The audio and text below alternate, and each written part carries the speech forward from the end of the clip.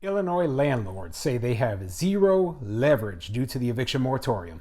I'm Tony, and this is Real Estate Investing and Landlord News. All right, so I have another interesting article for you today, and it's all about the eviction moratorium and its effect on landlords in the state of Illinois. But before I get into that article, go ahead, hit that like and subscribe button, maybe leave a comment down below, and I'll work to keep bringing you great articles about the eviction moratorium and its impact on landlords, okay? So I love bringing you these great articles. I just have to keep working, bring these videos to you as often as possible. I'm bringing them to you every day right now, and I'm going to keep working to try to do that. This article comes to us from WGLT.org, and it says, "We have zero leverage. Eviction ban leaves landlords few options." And yeah, this article is about a couple of small landlords just like myself, and they really are struggling because of everything that's going on right now and their inability to evict. And you'll see how it compounds on them and becomes a worse and worse problem. And they've been forced to do things that, a lot of landlords throughout the country have been forced to do, which impacts their credit and their financial stability. So let's get into it. The eviction moratorium in Illinois is slated to end July 24th, but for some landlords, it can't come fast enough. The federal moratorium has offered critical protection to millions of renters facing financial hardship during the pandemic. According to the U.S. Census Bureau, more than 6 million households are behind on their rent. The ban on evictions has kept tenants from being kicked out of their homes because they can't pay the bills. But those protections don't extend to property owners, and many landlords say they've been left out in the cold. Janice and Andrew Hollins own 21 rental units on the west side of Bloomington. Janice Hollins said while most of their tenants have made good faith efforts to pay what they can towards rent, others have refused. Yeah, and that's what it really comes down to right there. We have tenants who are refusing to pay rent. Now, whether they are financially capable of paying rent or not, they know they can't be evicted. And all they have to do is submit a little bit of paperwork saying that they faced a COVID-19 hardship. And guess what? They're in your place. You can't get rid of them. So, yeah, it says here that, it's kept, 6 million households that are behind on their rent possibly have kept them homed or housed. And who knows? Who knows if that's an actual accurate number or if those same people would have been evicted regardless of if there was a pandemic or not. Okay, so, I'm sure some of those numbers really were people who were helped, but I can't believe all of those people would have actually been helped in a regular situation. Let's get further into this article. Holland said that because of the moratorium, she has zero leverage in encouraging tenants to pay their rent. She said she has found herself in a similar situation with water bills. As with evictions, water shutoffs have been placed on hold to protect people economically hurt by COVID. Bills keep accruing. Holland said one of her tenants racked up $5,000 in unpaid charges. And in Bloomington, delinquent water bills are the landlord's responsibility, not the tenants. There we go. There's a huge problem right there.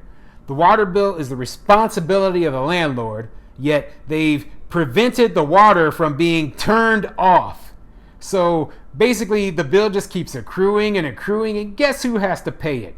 The poor landlord, okay? The landlord is the one who ends up stuck with this bill, and it becomes insurmountable. $5,000 in unpaid water bills is insane. But we're talking about, an eviction moratorium that's been going on for 15 plus months at this point. So yeah, this is crazy, all this stuff that's going on. With no way to evict a tenant for non-payment and no way to shut off the water, Hollins has been left with no choice but to watch the unpaid balance grow. Hollins says she turned to her own creditors like her mortgage lender, hoping for some of the same grace being shown to tenants. She said the bank agreed to let her make interest-only payments on her loans. And though that helped, Hollins said the bank should have done more. "I thought we could have shared responsibility. This is a global pandemic that we're in," she said. Yeah, the bank, they just want their money too, just like us. But the difference is now that our income is being completely taken away by the government, and the banks is not. Okay, so I feel for this lady. I understand the banks, they just want to get paid just like us. I'm glad that the bank worked with them a little bit, and I've heard of, in some cases, banks being able to do forbearance, but it sounds like that wasn't a possibility in her case, unfortunately. So, I mean, interest-only payments are better than nothing. I'll just say it like that. Hollins said if landlords are unable to collect rent, other institutions like banks should also be expected to shoulder some degree of loss. The Hollinses aren't alone in finding themselves strapped for cash as a result of the eviction moratorium. Eitan Weltman, a Bloomington attorney who represents property owners, said the moratorium has created a drastic reduction in cash flow for many landlords. That not only leaves them unable to keep up with mortgages and taxes, Weltman said it impacts a landlord's ability to maintain a property. Yep, you're unable to do repairs such as, just keeping maintenance done on the house. If there's any lawn mowing or anything that you have to do, if there's anything that breaks down that you have to fix. I've had furnaces go out, air conditioners go out, I've had plumbing issues. I mean, how do they expect a landlord to do that when they're not getting paid at all? I mean, they're pulling all of the money just to pay the mortgage out of their pockets. So I guess they expect landlords to take out loans and use credit cards. They're just basically transferring the problem from one person to another. And it's not the landlord's responsibility to be a low-income housing provider. That's not the reason that we signed up for this business. We are business owners, just like the guy who owns the local restaurant down the street. They're just trying to make money. We're just trying to make money. It's the same thing. Some of my clients have had ordinance violation cases filed against them because they have failed to comply with the upkeep necessary by ordinance, he said. To fight those ordinance violations, Weltman said landlords have to spend more money, costs that put them even further behind. Weltman said when people think of landlords, they may envision powerful property management companies. Those companies have done fine throughout the pandemic, he said. It's the mom and pop businesses that Weltman said he worries about. Small individual investors who often use rental income for their retirement. People perhaps like Janice and Andrew Hollins. Or me, okay?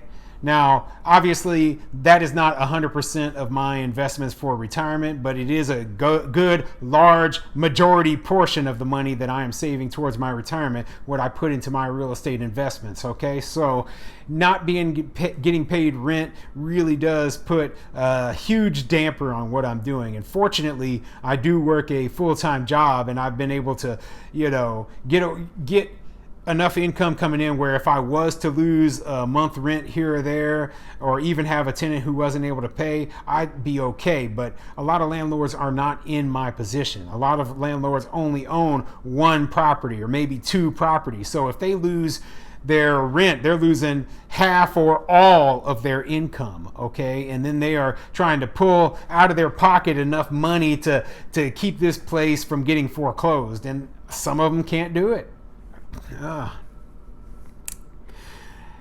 The couple got into the rental business after the real estate crash of 2008. They lost their jobs and their house in the crash and were briefly homeless. They now rent to people who may be similarly down on their luck, those with criminal histories or people who are struggling with addiction. Janice Hollins said the last thing she wants to do is evict any of her tenants, but the moratorium has pushed her so close to going out of business and she can no longer afford to be patient. Yeah, I mean, she's actually one of the good ones, it sounds like, renting to lower income tenants. She almost lost her house herself during the last recession. And now we have this recession going on for landlords, at least, where we're not even able to collect rent. And it's all because of mostly government regulations. So, I mean, it's kind of crazy how this whole situation has become, hey, let's take from these people and give to these people, because this group over here represents more votes, essentially, okay?